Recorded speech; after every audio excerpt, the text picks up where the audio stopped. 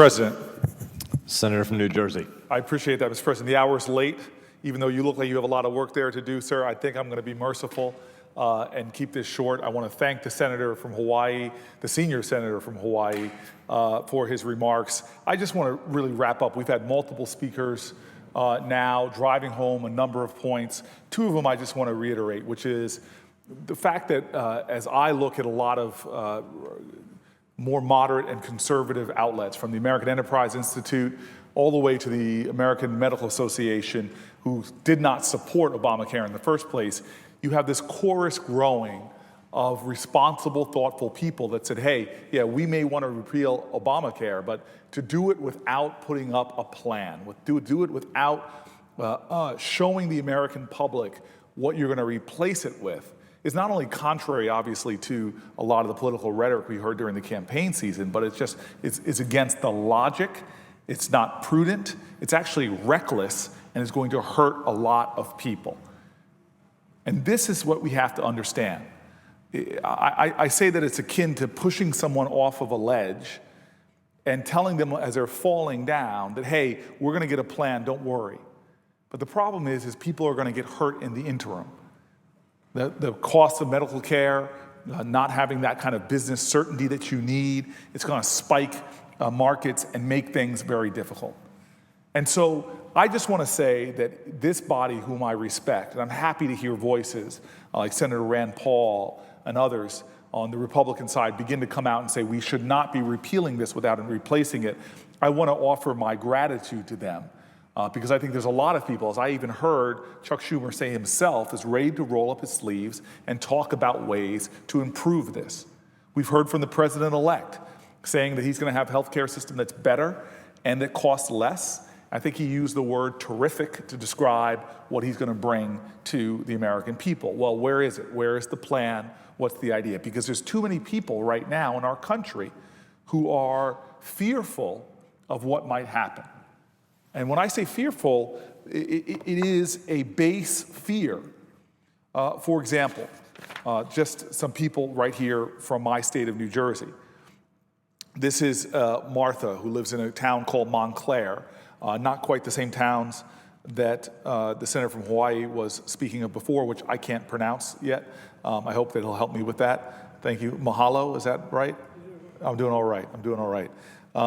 But this young lady from Montclair writes very dramatically, I want to take a moment to thank you for fighting as hard as you have to protect those of us who are disabled and vulnerable to financial ruin, medical crisis, and death if the ACA is repealed. I am a psychotherapist in private practice for over 20 years.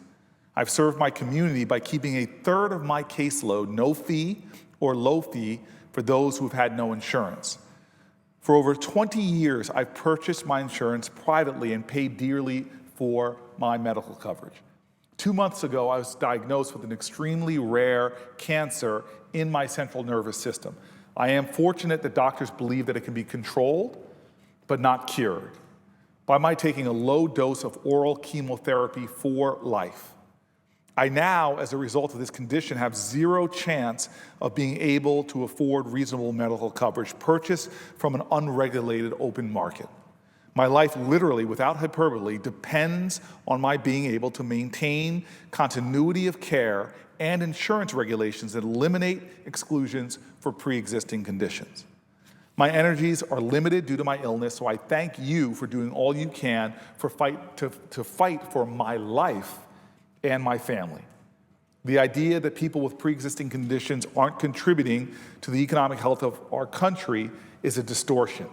I've personally addressed gaps in our healthcare system as a provider by sliding my scale. The safety net is us.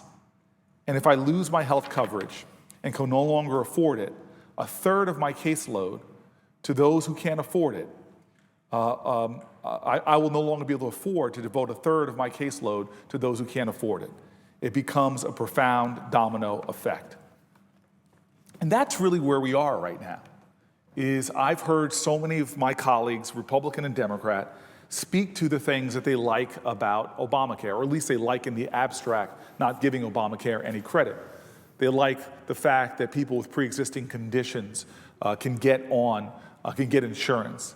They like this idea that there'll be no lifetime caps. That means a child who might have leukemia and beat it and then become an adult can't find insurance because nobody wants to insure them because they've exceeded these ideas of lifetime caps.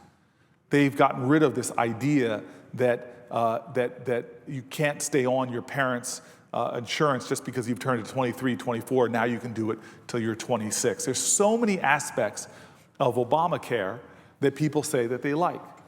One thing that even Republican governors talk about they liking is the idea of just Medicaid expansions that have occurred in 32 states and have enabled millions of American hardworking families, their children, people living in nursing homes, those who suffer from addiction, and poor and the undeserved to get access to quality health care. The underserved get access to quality health care.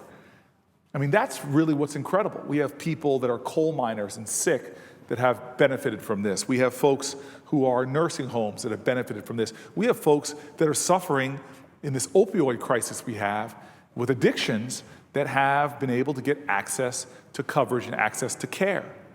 More than this, we have now created a system that equates and understands that mental illness and physical illness is on parity, that insurance companies have to offer that as well. In addition to all of that, we now have a system that says to anybody that you cannot be denied for the kind of reasons you were denied before and find yourself falling into the trap that so many Americans did, that the number one reason, or at least one of the top reasons why people were declaring bankruptcy was because they couldn't afford their medical bills. These are all things that are universally, or at least the overwhelming majority of Americans want. And so we all agree on many of the basic goals, and the question is how to get there. Now, it's been indicated by the president-elect and others that they have a plan to get there, to preserve all of these things that are now being savored by Americans, that are literally, as Martha from Montclair points out, saving people's lives. The question is how are you going to get there? And by the way, if you try to shortcut it and don't tell us how you're going to get there and just repeal Obamacare, then you introduce uncertainty into the markets, and insurance companies are speaking up. The American Medical Association is speaking up. The American Diabetes Association is speaking up. The American Cancer Institute is speaking up. All of these nonpartisan or maybe even conservative folks are speaking up saying you cannot do the repeal unless you put forward with what you're going to replace it with. Free market folks know that you don't introduce uncertainty into the market without consequences. And those consequences would be a disruption to the individual marketplace, spiking of prices, people pulling out, and that death spiral. And so I believe in the prudency of this body. I've seen it from people on both sides of the aisle of thoughtfulness, that they won't rush to embrace a Pyrrhic political victory at the expense of real people. Well, this is one of those moments. What are we going to do as a body? Are we going to repeal and not replace, or are we going to have a great discussion about what that replacement will be? So tonight we've heard from a lot of my colleagues, and I'm really proud that folks have taken to the floor. I'm even more proud from my office we're hearing from people on both sides of the political aisle. Not everybody likes Obamacare, not everybody voted Democrat, people both sides of the aisle, but they do not understand why we would rush forward to doing the repeal without the replace. I want to thank everybody that's spoken tonight. It is the hour is late, and I just want to thank a lot of the folks who don't normally keep these kind of hours. There are some pretty incredible people that work up around the president's desk.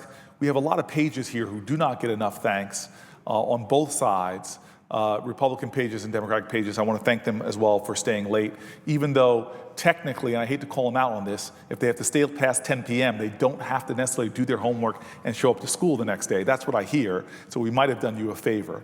But either way, I want to thank everybody tonight, and Mr. President, I want to note the absence of a quorum. Oh, I'm sorry. What do I want to do? I want to just drop the mic.